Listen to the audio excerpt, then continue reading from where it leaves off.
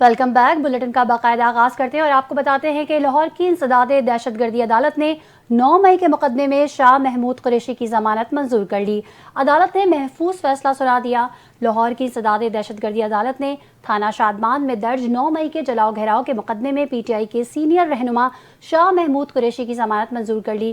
انسداد دہشت گردی عدالت کے جج منظر علی گل نے محفوظ فیصلہ سنا دیا۔ عدالت نے گزشتہ روز دلائل کے بعد فیصلہ محفوظ کیا تھا۔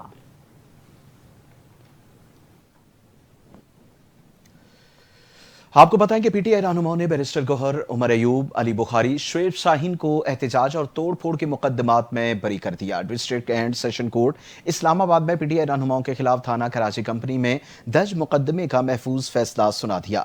عدالت نے پی ٹی آئی رہنماؤں کو احتجاج اور توڑ پھوڑ پر درج مقدمات میں بری کر دیا۔ ترک شہر استنبول میں اسلامی تعاون تنظیم وزرائے خارجہ کا اجلاس۔ ایرانی وزیر خارجہ عباس عراقچی اجلاس میں شریک۔ اجلاس میں مختلف ممالک کے 40 سے زائد سفارتکار شرکت کر رہے ہیں۔ اجلاس میں نائب وزیر اعظم اسحاق ڈار پاکستان کی نمائندگی کر رہے ہیں۔ اجلاس سے خطاب کرتے ہوئے سیکرٹری جنرل OIC حسین ابراہیم کا کہنا تھا کہ موجودہ حالات میں اتحاد بین المسلمین ناگزیر ہے۔ ان کا کہنا تھا کہ ایران اسرائیل تنازع کا پرامن حل تلاش کیا جانا چاہیے۔ ایران پر اسرائیلی حملے کی مذمت کرتے ہیں۔ ایران اور غزہ پر اسرائیلی جارحیت ناقابل قبول ہے۔ اسرائیل اور ایران کے درمیان جنگ ختم ہونی چاہیے۔ سیکرٹری جنرل OIC نے کہا کہ اقوام متحدہ کی قراردادوں کے مطابق ہر ملک کو اپنے دفاع کا حق حاصل ہے۔ مذاکرات کے ذریعے تنازعات کا حل تلاش کیا جائے گا۔ موجودہ حالات میں اتحاد بین المسلمین ناگزیر ہے۔ آپ کو بتائیں کہ ترک صدر رجب طیب اردوان نے OIC وزرائے خارجہ اجلاس سے خطاب کرتے ہوئے کہا کہ اسرائیل غزہ میں فلسطینیوں پر حملے کر رہا ہے۔ اسرائیل مسلسل خطے کو عدم استحکام کا شکار کر رہا ہے۔ ترک صدر نے کہا کہ نیتنیاہو کی حکومت خطے میں امن کے لیے سب سے بڑی رکاوٹ ہے۔ اسرائیل نے یمن، لیبیا، شام پر جارحیت کے بعد ایران پر حملہ کر دیا۔ اسرائیل کے ایران پر جارحیت کی مذمت کرتے ہیں۔ رجب طیب اردوان نے کہا ترک عوام ایرانی بہن بھائیوں کے ساتھ کھڑے ہیں۔ مسلمانوں کا اتحاد وقت کی اہم ضرورت ہے۔ عالمی برادری اسرائیلی جارحیت کو رکوانے کے لیے کردار ادا کرے۔ اسرائیلی حملوں سے خطہ تباہی کی طرف جا رہا ہے۔ اسرائیل نے نسل کشی کی پالیسی جاری رکھی ہوئی ہے۔ اسرائیل اور ایران کے درمیان بڑھتی کشیدگی کو روکنا ہوگا۔ انہوں نے اسرائیل کے پورے خطے میں اپنا تسلط قائم کرنے کے لیے یہ کوششیں قرار دیں اور اسرائیل کے ہاتھ مسلمانوں کے خون سے رنگے ہوئے ہیں۔ جسٹس منصور علی شاہ نے آئینی بینچ کی مدت میں توسیع کے خلاف خط لکھ دیا۔ جوڈیشل کمیشن ممبران کو جسٹس منصور علی شاہ کا خط پہنچایا گیا۔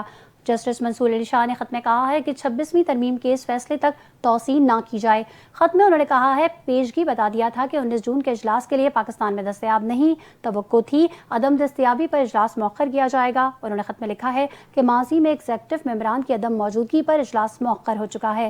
عدلیہ ممبران اقلیت میں ہیں، اس لیے شاید مؤخر نہیں کر پائے۔ 26ویں ترمیم فیصلے سے پہلے توسیع بحران کو مزید گہرا کر دے گی۔ خط میں جسٹس منصور علی شاہ نے یہ بھی کہا کہ تنازع ادارے کی ساکھ اور عوامی اعتبار کو تباہ کر رہا ہے۔ خط میں کہا گیا کہ 26ویں ترمیم کے فیصلے تک تمام ججز کو آئینی بینچ ڈکلیئر کیا جائے۔ آئینی بینچ میں شمولیت کا معیار اور پیمانہ بھی طے کیا جائے۔ ایران نے جنگ کے 9ویں روز بھی اسرائیل اور میزائل حملوں کی بارش کر دی۔ ایران نے اسرائیل کی اہم فوجی تنصیبات کو نشانہ بنایا، جس میں اسرائیلی فوجی مرکز، فضائی اڈے، دفاعی صنعتیں اور کمانڈ اینڈ کنٹرول مراکز شامل ہیں۔ ایرانی میڈیا کے مطابق اسرائیل نے اصفہان میں نیوکلیئر سائٹ کو نشانہ بنایا۔ عرب میڈیا کے مطابق اسرائیل دفاعی نظام کے حیفا، تل ابیب، جنوبی اسرائیل اور شمالی علاقوں میں اسرائیل کو روکنے کی کوشش کی۔ مقبوضہ بیت المقدس اور ایلات میں بھی سائرن کی آوازیں گونجنے لگیں۔ ایک میزائل حیفا کی بندرگاہ کے قریب آ کر گرا۔ 25 سے 30 کے درمیان میزائل اسرائیل کے مختلف جنوبی اور شمالی علاقوں کی جانب داغے گئے۔ اسرائیل ایمبولینس سروس نے تصدیق کی کہ اب تک 27 افراد زخمی ہوئے، جن میں سے 3 کی حالت تشویشناک ہے۔ اسرائیلی ذرائع کے مطابق ایرانی حملوں کے نتیجے میں تل ابیب، نقب، حیفا، ہولون میں شدید ماتی نقصان ہوا۔ متعدد افراد کے زخمی ہونے کی اطلاعات بھی موصول ہوئیں۔ ایرانی مسلح افواج کے خاتم الانبیاء ہیڈ کوارٹرز کے ترجمان کے مطابق تازہ حملوں میں اسرائیل کے 2 فضائی اڈے بھی نشانے پر رہے۔ ایران کے حیرت انگیز اور بھرپور حملے اسرائیل کو گھٹنے ٹیکنے پر مجبور کر دیں گے۔ آپ کو بتائیں امریکی صدر ڈونلڈ ٹرمپ نے کہا ہے کہ اسرائیل کے پاس اتنی صلاحیت نہیں کہ وہ ایران کی جوہری صلاحیت ختم کر سکے. ایران سے بات کریں گے, دیکھتے ہیں کیا نتیجہ نکلتا ہے. میں مذاکرات سے پہلے سیز فائر چاہتا ہوں. نیو جرسی میں میڈیا سے گفتگو کرتے ہوئے صدر ٹرمپ نے کہا کہ ایران میں زمینی افواج اتارنا آخری حل ہوگا. ایران پر حملہ کرنے کا فیصلہ کرنے کے لیے زیادہ سے زیادہ 2 ہفتے لوں گا. ٹرمپ نے کہا کہ اسرائیل سے فضائی حملے روکنے کا کہنا مشکل ہے. اسرائیل کے پاس اتنی صلاحیت نہیں کہ وہ ایران کی جوہری صلاحیت ختم کر سکے. امریکی صدر نے کہا کہ ایران نے ایٹمی صلاحیت کے لیے مواد جمع کر لیا تھا. اگر امریکی اثاثوں پر حملہ ہوا تو حملہ کرنے والوں کو بہت دکھ ہوگا. بھارت اور پاکستان دونوں کے ساتھ امریکہ ٹریڈ ڈیل پر بات چیت کر سکتا ہے. ٹرمپ کا کہنا تھا کہ پاکستان بھارت کی جنگ بند کروانے پر مجھے نوبل پرائز ملنا چاہیے. دفتر خارجہ نے بھارتی میڈیا کے دعووں کو سختی سے مسترد کر دیا. ترجمان دفتر خارجہ نے کہا کہ گزشتہ شب بھارتی میڈیا کی جانب سے کیے گئے دعووں کو دو ٹوک انداز میں مسترد کرتے ہیں. پاکستان نے بھارتی جارحیت کے بعد جنگ بندی کی درخواست نہیں کی. دفتر خارجہ کے ترجمان نے کہا کہ ڈپٹی وزیر اعظم اور وزیر خارجہ سینیٹر محمد اسحاق ڈار نے اپنے انٹرویو اور بیانات میں واضح کیا کہ پاکستان نے بھارتی جارحیت کا بھرپور اور فیصلہ کن جواب دیا. ہمارے حق کا دفاع کے حق کو کسی طرح ہم معدوم نہیں ہونے دیں گے. جنگ بندی کے عمل میں دوست ممالک خاص طور پر سعودی عرب اور امریکہ نے کلیدی کردار ادا کیا. پاکستان نے نہ تو خود جنگ بندی کی پیشکش کی نہ کسی تیسرے فریق سے ایسا کرنے کو کہا.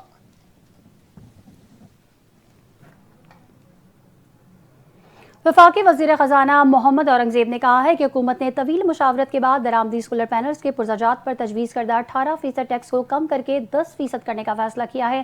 سینیٹ اجلاس میں خطاب کرتے ہوئے محمد اورنگزیب نے کہا کہ دونوں ایوانوں میں تفصیلی غور و خوض کے بعد ارکان پارلیمنٹ کی تجاویز پر حکومت نے لچک کا مظاہرہ کرتے ہوئے ٹیکس کو کم کرنے کا فیصلہ کیا ہے.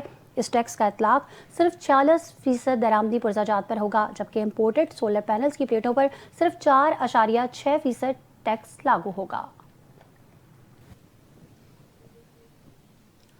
وزیر اعلیٰ پنجاب مریم نواز نے دیہات میں رہنے والی خواتین کے لیے ایک اور تاریخ ساز قدم اٹھا لیا. جنوبی پنجاب کے 12 اضلاع میں 2 ارب روپے سے 11,000 دیہی خواتین کو بھینسیں اور گائیں دی جائیں گی. وزیر اعلیٰ مریم نواز کے بے مثال پروگرام کے پہلے مرحلے میں 4,870 مویشی دیے جائیں گے. C M Punjab livestock اثاثہ جات پروگرام کا مقصد دودھ کی پیداوار میں اضافہ, دیہی خواتین کے لیے گھر میں بیٹھ کر روزگار کا اہتمام کرنا ہے. پروگرام کے تحت ڈیرہ غازی خان, مظفر گڑھ, راجن پور, لہیا, کوٹدو میں دیہی خواتین کو فری مویشی دیے جائیں گے. مریم نواز کا کہنا ہے کہ دیہی خواتین مفت مویشی حاصل کرنے کے لیے شفا خانہ حیوانات میں وزیر اعلیٰ سہولت ڈیسک سے رابطہ کر سکتی ہیں.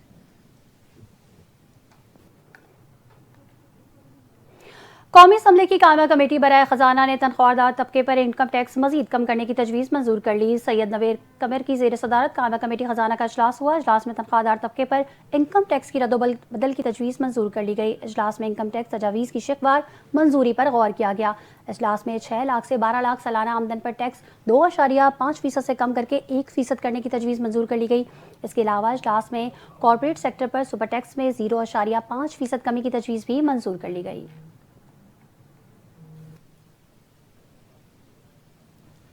پنجاب حکومت اور ایشیائی ترقیاتی بینک کا زراعت میں جدید مشینری کے استعمال کے لیے عوام کے لیے جدید ٹرانسپورٹ کے نظام کے آغاز اور ماحولیاتی تحفظ کی آبزرویٹری کے قیام کے لیے ماحولیاتی تعاون پر اتفاق. سینئر صوبائی وزیر مریم اورنگزیب نے ای ڈی بی کے وفد سے ملاقات کی. ملاقات میں پاکستان کے لیے نیو کنٹری پارٹنرشپ اسٹریٹجی پر تفصیلی بات چیت ہوئی. ملاقات میں پاکستان کے اسٹریٹجک گروتھ چیلنجز پر تبادلہ خیال کیا گیا. سینئر صوبائی وزیر مریم اورنگزیب نے کہا کہ وزیر اعلیٰ مریم نواز شریف نے پنجاب کی ترقی اور عوام کی بہبود کا ایک تاریخی اور بڑا بجٹ دیا. بجٹ میں صحت, تعلیم, ہنر سیکھنے اور عوام کی زندگی میں بہتری لانے کے ریکارڈ منصوبے رکھے گئے. سرگودہ میں امراض قلب, لاہور میں نواز شریف کینسر اسپتال قائم کر رہے ہیں. زراعت صنعت میں ماہی گیروں, ڈیمز اور آئی ٹی کے شعبہ جات میں جدت, ٹیکنالوجی کا جامع عمل جاری رہے گا. آپ کو بتائیں کہ سندھ کے سیکرٹری داخلہ اور additional chief secretary Iqbal Memon قومی احتساب بیورو کے نشانے پر آ گئے. نیب نے اقبال میمن کو 24 جون کو طلب کر لیا ہے. مبینہ طور پر اختیارات کے ناجائز استعمال سے متعلق پوچھ گچھ کی جائے گی. ذرائع کے مطابق اقبال میمن پر الزام ہے کہ انہوں نے وزیر اعلیٰ سندھ کی اجازت کے بغیر متعدد بار U T P Imran Ahmed کو پے رول پر رہا کرنے کی منظوری دی. ذرائع کا کہنا ہے کہ سیکرٹری داخلہ عمران احمد شیخ کو بار بار غیر قانونی طور پر جیل سے رہا کراتے رہے. یو ٹی پی عمران شیخ محکمہ آبپاشی میں انجینئر اور کرپشن میں ملوث ہے۔ سیکرٹری داخلہ کو منگل کو 12 بجے کمیٹی کے روبرو پیش ہونے کا مراسلہ جاری کر دیا۔ وزیراعظم پاکستان اور وزیر توانائی کے ویژن کی روشنی میں LESCO chief executive Muhammad Rizwan but کی ہدایت پر بجلی چوروں سے آنی ہاتھوں سے نمٹنے کے ساتھ ساتھ لیسکو میں کرپٹ ملازمین کے خلاف بھی گھیرا تنگ کر دیا گیا۔ کرپشن ثابت ہونے پر لیسکو ملازمین کو S E T third circle Ahmad Shahzad Chughtai کی زیر نگرانی شالیمار ایکسین شہزاد حیدر چٹھا نے نوکری سے فارغ کر دیا۔ مزید جانیے لاہور سے نواز بھٹی کی اس رپورٹ میں۔ کو chief executive engineer Muhammad Ramzan but کے سخت احکامات اور خصوصی ہدایت پر ایسی تھرڈ سرکل احمد شہزاد چغتائی کی زیر نگرانی شالیمار ایکسین شہزاد حیدر چٹھا نے کرپٹ اور کرپشن میں ملوث پائے جانے والے لیسکو ملازمین کے خلاف ایکشن لیتے ہوئے نوکری سے فارغ کر دیا، جن میں بلال کالونی سب ڈویژن کے شفیق الرحمان ALM، باٹا پور سب ڈویژن کے رانا غلام نبی LS2، سلامت پورہ سب ڈویژن کے محمد شفیق LS1 اور باٹا پور سب ڈویژن کے لائن سپرنٹینڈنٹ 1 محمد شعیب شامل ہیں۔ Chief executive Muhammad Ramzan but کا کہنا ہے کہ بے ضابطگیوں میں ملوث افسران و ملازمین ادارے کی بدنامی کا باعث بنتے ہیں، ان کے خلاف سخت کارروائی عمل میں لائی جائے گی۔ اس طرح کے عناصر کو دوسروں کے لیے نشان عبرت بنایا جائے گا۔ کیمرہ مین کامل شہزاد کے ساتھ Nawaz Bhatti, NTN news, Lahore. Chairman peoples party Bilawal Bhutto نے کہا ہے کہ شہید بے نظیر بھٹو ایک نڈر آواز تھی جو بے زبانوں کی ترجمان بنی۔ بلاول بھٹو نے شہید محترمہ بے نظیر بھٹو کی سالگرہ پر انہیں خراج عقیدت پیش کیا اور کہا کہ بے نظیر بھٹو ہمیشہ کے لیے حوصلے، جمہوریت اور امید کی علامت ہیں۔ شہید بے نظیر بھٹو ایک نڈر آواز تھی جو بے زبانوں کی ترجمان بنی۔ بلاول بھٹو نے کہا کہ محترمہ نے اپنی زندگی جمہوری ترقی پسند پاکستان کے لیے وقف کر دی۔ بے نظیر خواتین کے حقوق، اقلیتوں کے تحفظ، غریبوں کی فلاح کے لیے لڑتی رہیں۔ چیئرمین پیپلز پارٹی نے کہا کہ بے نظیر بھٹو کی سیاست ہمدردی اور یقین محکم کی بنیاد پر استوار تھی۔ بلاول بھٹو کا کہنا تھا کہ نوجوان ناانصافی، عدم مساوات اور انتہا پسندی کے خاتمے اور نوجوان جمہوریت کی مضبوطی اور قومی اتحاد کے لیے اپنا کردار ادا کریں۔ بلاول بھٹو نے کہا کہ بے نظیر بھٹو کے مشن کو پوری ثابت قدمی کے ساتھ آگے بڑھائیں گے۔ ان کے بچے اور جیالے ان کے خواب کے محافظ ہیں۔ شہید محترمہ کا مشن ہماری ہر جدوجہد میں زندہ ہے۔ پشاور سے کانگو وائرس کے 2 مزید کیسز سامنے آ گئے۔ خیبر پختونخوا کے محکمہ صحت کے مطابق گزشتہ روز کانگو وائرس کے 2 کیس رپورٹ ہوئے۔ صوبے میں کانگو وائرس سے متاثرہ مریضوں کی تعداد 9 ہو گئی۔ خیبر پختونخوا کے محکمہ صحت کے مطابق کانگو وائرس سے اب تک 3 افراد جاں بحق ہو چکے۔ جاں بحق ہونے والوں میں 2 افراد کا تعلق کرک اور شمالی وزیرستان سے تھا۔ محکمہ صحت کا کہنا ہے کہ حیات آباد میڈیکل کمپلیکس میں کانگو وائرس کے 3 مریض زیر علاج ہیں۔ چند روز قبل اس پشاور کے حیات آباد میڈیکل کمپلیکس میں کانگو وائرس سے 2 مریضوں کو داخل کروایا گیا۔ مریضوں کا تعلق ضلع کرک سے تھا۔ اسپتال انتظامیہ نے بتایا کہ کانگو وائرس کے مریضوں کو آئسولیٹ کر دیا گیا ہے۔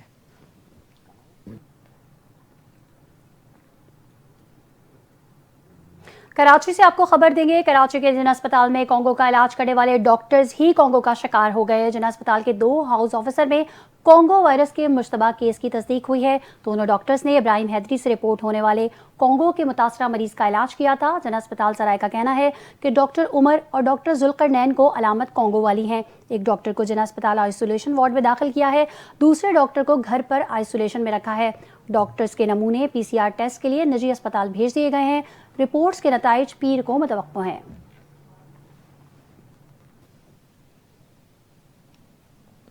حکومت پاکستان نے صدر ڈونلڈ ٹرمپ کو 2026 کے نوبل انعام کے لیے باضابطہ طور پر نامزد کرنے کا فیصلہ کر لیا۔ فیصلہ ٹرمپ کے سفارتی مداخلت اور حالیہ پاک بھارت کشیدگی کے دوران ان کی کلیدی قیادت کے اعتراف میں کیا گیا۔ حکومتی اعلامیے کے مطابق بین الاقوامی برادری نے بھارتی جارحیت کا مشاہدہ کیا جو پاکستان کی خود مختاری اور علاقائی سالمیت کی سنگین خلاف ورزی تھی۔ صدر ٹرمپ نے غیر معمولی حکمت عملی بصورت اور اپنی بصیرت کا مظاہرہ کرتے ہوئے اسلام آباد اور نئی دہلی کے ساتھ بھرپور سفارتی رابطے کیے۔ حکومت پاکستان نے صدر ٹرمپ کی جانب سے مسئلہ جموں و کشمیر کے پرامن حل کی پیشکش کو بھی سراہا۔ اعلامیے میں کہا گیا کہ کشمیر کا تنازع جنوبی ایشیا میں عدم استحکام کی جڑ ہے اور اس کا حل اقوام متحدہ کی قراردادوں کے مطابق ہونا چاہیے۔ غزہ میں صہیونی فوج کے حملے میں مزید 31 فلسطینی شہید ہو گئے۔ غیر ملکی خبر رساں ادارے کے مطابق اسرائیلی فوج طیاروں میں غزہ میں رہائشی عمارتوں پر بمباری کی۔ شمالی غزہ کے پٹی میں جبالیہ البلد میں شدید فضائی حملے کیے گئے جس کے نتیجے میں مزید 31 فلسطینی شہید ہو گئے۔ رپورٹس کے مطابق گزشتہ 24 گھنٹوں کے دوران اسرائیلی حملوں میں 92 فلسطینی شہید ہو چکے ہیں۔ اقوام متحدہ اور دیگر عالمی اداروں نے غزہ کی صورتحال پر شدید تحفظات کا اظہار کیا ہے۔ گزشتہ روز بھی امداد کے منتظر فلسطینیوں پر اسرائیلی فوج کی فائرنگ سے 31 فلسطینی شہید ہو گئے تھے۔ یونیسیف نے غزہ میں غذائی قلت کے شکار فلسطینی بچوں کی تعداد خطرناک حد تک بڑھنے سے بھی خبردار کر دیا۔ یونیسیف کا کہنا ہے کہ غذائی قلت کا شکار بچوں کے لیے خوراک اور ادویات دستیاب نہیں۔ اسرائیلی حملوں کی وجہ سے پانی، صحت اور صفائی کے نظام کو شدید نقصان پہنچا ہے۔ قومی کرکٹر حسن نواز شادی کے بندھن میں بن گئے۔ 22 سالہ کرکٹر کی شادی پنجاب کے ضلع لیہ میں ہوئی۔ شادی کی تصاویر سوشل میڈیا پر وائرل ہو گئیں۔ لکھا کہ الحمدللہ نئے سفر کا آغاز۔ شادی کی تقریب میں ان کے قریبی دوستوں اور رشتہ داروں نے شرکت کی۔ حسن نواز نے دھانی رنگ کے کرتا شلوار کے ساتھ آف وائٹ کوٹ زیب تن کیا۔ دلہن کا لباس کا رنگ بھی دھانی تھا۔ کرکٹر کے مداحوں نے شادی پر انہیں مبارکباد اور ڈھیروں دعائیں دیں۔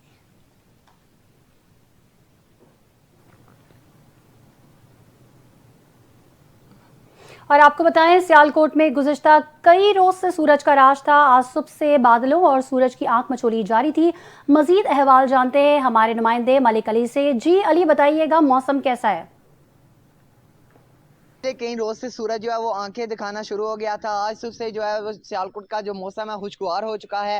سورج اور بادل کی آنکھ مچولی کا سلسلہ بھی جاری ہے۔ سیالکوٹ کے کئی علاقوں کے اندر جو ہے آج صبح سے جو ہے ہلکی پھلکی بوندا باندی بھی ہو رہی ہے۔ میں آپ کو یہ بتاتا چلوں کہ محکمہ موسمیات کی جانب سے آئندہ 24 گھنٹے شدید گرج چمک کے ساتھ جو بارش کا امکان ظاہر کیا گیا ہے۔ اور میں آپ کو یہ بھی بتاتا چلوں کہ سیالکوٹ کی شہری تو پہلے ہی جو کہ بڑھتی ہوئی گرمی کے ستائے ہوئے تھے، جنہوں نے اللہ تعالیٰ کی ذات سے جو ہے دعائیں کی ہیں کہ جو کہ سیالکوٹ کے اندر بھی جو ہے ابر رحمت برسے اور سیالکوٹ کے شہری جو ہے وہ سکھی سانس لیں۔ اور میں آپ کو یہ بتا چلوں کہ محکمہ موسمیات کی جانب سے آئندہ 24 گھنٹے کے لیے جو کہ واسا کی ٹیموں کو جو ہے ہائی الرٹ جاری کر دیا گیا ہے کہ جو کہ سیالکوٹ کے جتنے بھی علاقے جو نشیبی علاقے زیر آب آتے ہیں ان کے لیے جو کہ ٹیموں کو ہائی الرٹ جاری کر دیا گیا ہے۔ اور اس وقت جو کہ سیالکوٹ کا موسم ہے وہ بہت ہی خوشگوار ہو چکا ہے۔ اس وقت جو ہلکی پھلکی جو ہواؤں کا سلسلہ ہے وہ بھی جاری ہے، جو کہ سیالکوٹ کا موسم بہت خوشگوار ہو چکا ہے۔ اور سیالکوٹ کے کئی علاقوں کے اندر جو ہے وقفے کے ساتھ جو ہے وہ ہلکی پھلکی جو کہ رم جم کا سلسلہ بھی جاری ہے۔ جی، اور اس کے ساتھ ہی نیوز بلیٹن سے فی الوقت اتنا ہی۔ دیکھتے رہیے NTN نیوز۔